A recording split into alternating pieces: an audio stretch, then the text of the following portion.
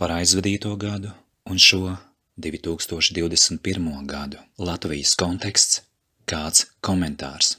Kā teicu jau 2020. gada rudenī kādai man zināmai policijas pārstāvei, ka viegli paredzams tuvojas laiks, kad tiesību sargājošo iestāžu un policijas redzeslokā nonāks pārsvarā to cilvēku vārdi, kuriem agrāk ar likumpaklausību nebija nekādu lielu problēmu.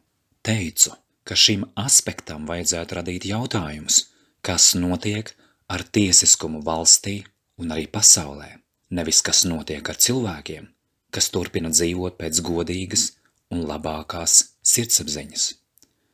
Un te nu mēs esam. Šie laiki jau labu brīdi kā ir pienākuši.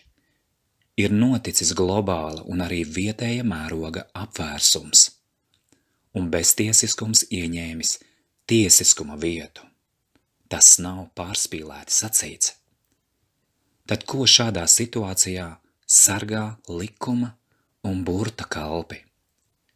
Viņi pavisam noteikti vairs nekalpo tautas interesēm, savam vēderam un savam maciņam, un bezdievīgajiem likumiem, korumpētajai varai gan viņi kalpo.